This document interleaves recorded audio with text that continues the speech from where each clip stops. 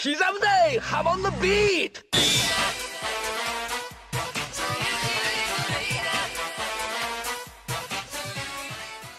Welcome back to another JoJo chapter review. This time we're taking a look at the newest chapter of Thus Spoke Kishibe Rohan, titled Drip Painting Style Part 2. Last month I made a review going over the first part of this story, so if you haven't heard my thoughts on it yet, be sure to check out that video. Drip Painting Style marks the very first time that there's been a two-parter for a Rohan chapter. It's also the third chapter from the series that we've gotten in a row, starting with Hot Summer Martha when it was featured in the JoJo magazine this March.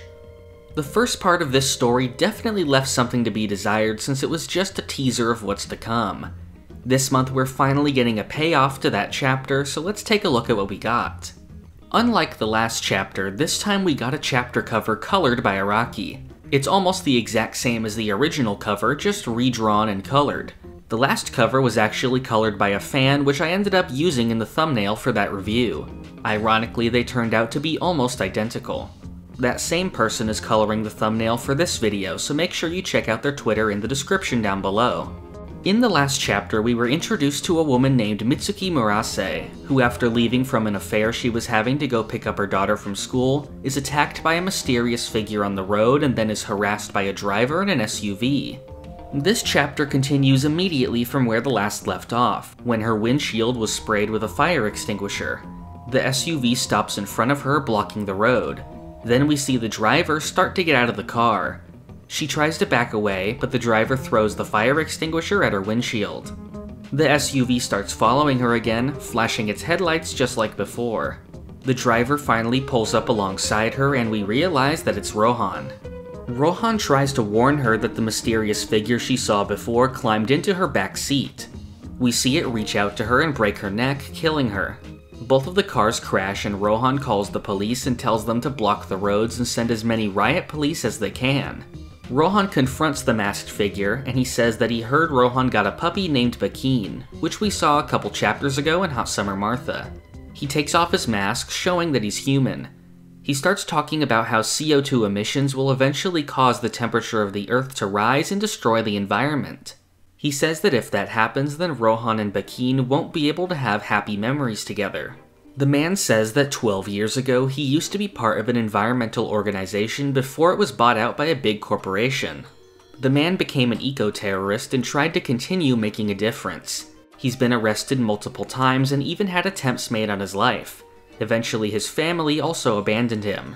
Rohan asks him to stop and that despite what he said being true, he shouldn't drag unrelated people into it. The terrorist reveals that he's carrying explosives and is planning on destroying Morio's power plant. He also has tanks of hydrogen fuel and liquid oxidizers on his back that could propel him over the fence to reach the plant. It's revealed that he had invited Rohan over to his house for an interview, in an attempt to get him to tell his story. He lured Rohan to the spot outside the power plant to make sure he was safe, and that Mitsuki only happened to be driving by when he got in her car. He said that if he had asked the media to write about him, that they would have distorted the truth. But since Rohan is an artist, he can frame the story like it's fiction so his message can get out. He starts heading towards the factory, but Rohan begs him to do the attack somewhere else to avoid hurting Morio. He expresses his sympathy with Rohan, but decides to continue anyway. Rohan notices that Mitsuki's car is gas-powered, and wonders if it's an ironic coincidence or the work of the mountain gods. This is referring to the mountain gods mentioned in the Millionaire Village chapter. Rohan gathers up some nearby plants with burrs and writes in them with Heaven's Door to shrivel until they're hollow and then suck up the exhaust from the car and stick to the terrorist's clothes. They stick to him and he is seen passed out on the ground as the police arrive. Rohan explains that the carbon monoxide from the exhaust was let out and knocked him unconscious. We go back to the present and find Rohan working on his manga. We see that in the fictional version of the story that he's writing, his part is played by Pink Dark Boy. Izumi is standing next to him slurping up pasta, and Rohan gets angry when he finds tomato sauce dripped onto the page. After Rohan tells Izumi to leave, she confides in Bakeen that she really did it on purpose to try and cheer Rohan up. She wonders if the story really had a happy ending, and the chapter ends. Overall, I enjoyed Drip Painting Style. The first chapter was a kind of classic setup you could find in one of the movies that inspired Araki, like Steven Spielberg's Duel. The second chapter also did a pretty good job of continuing that story before switching to the new eco-terrorist character. It is sad to see that Mitsuki was killed unceremoniously, but that does make sense with how sad Rohan was with the story at the beginning. I find the new character and his design to be extremely cool, but I'm really disappointed that he wasn't given an actual name. He stands out as one of the few human enemies that Rohan has fought in the series, since usually he's up against some kind of yokai or supernatural force. In fact, this one stands out a lot by having almost no supernatural elements whatsoever, with the eco-terrorist being completely powered by technology. Although I did appreciate the one ambiguous mention of the mountain gods that we got, which does a good job of connecting to previous chapters. The themes of environmentalism were also very interesting. The newest chapters of the series seem to be focused on some topical issues, with Hot Summer Martha dealing with COVID-19, and Drip Painting Style dealing with climate change.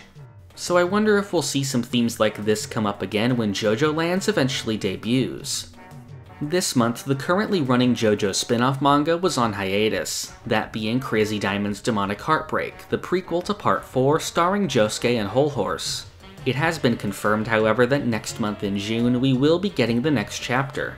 That month, the first 5 chapters will also be published in a volume. Sometimes volumes include some kind of extra information about the series, so I'm looking forward to seeing if there's anything like that. Speaking of volumes, with the amount of Rohan chapters we're getting lately, we can expect to receive a 3rd volume of the series. If we add up the pages of the chapters in the first volume, we get 221 pages. Likewise, for the second volume, we have 195 pages. So far, the 3 new chapters we've gotten put together is 136 pages. So I think we could expect maybe one more good-sized chapter to come out sometime very soon. The volume releases of Thus Spoke Kishibe Rohan also always include new author's notes for each chapter, so here's hoping we'll get some more insight into the creation of these stories there. Later this year, in September and December, we'll be receiving the official English translations of the first 2 volumes, so we may be seeing the English version of the 3rd volume shortly after its release. This time we don't have any further confirmation of Rohan chapters, but next month I will be making a review of the next Demonic Heartbreak chapter. Keep up with the channel for any of my future JoJo chapter reviews. If you want to be updated on new videos and chapters, join the Hum and Beat Discord using the link in the description. To receive rewards like Discord perks and some uncut videos, you can support the channel on Patreon. And finally, for future videos, subscribe to the channel. Thank you for watching. This is the part of the video where I thank my $5 and up patrons. Thank you to Tony, the Owl God, Alex Ramirez, Doorbell, Monkman, Ashton Joseph Miller, Crayon, Jesper Jansen, Rigo Vids, Zukato, Shane Giger, Sentai, Pumpkin Doge, Mero, Bailey Smile, Ali, Almighty Quarth, Oof, PBASVG, Cowrie, Jojo Agogo, Tucker Gold, Halil, and Cake.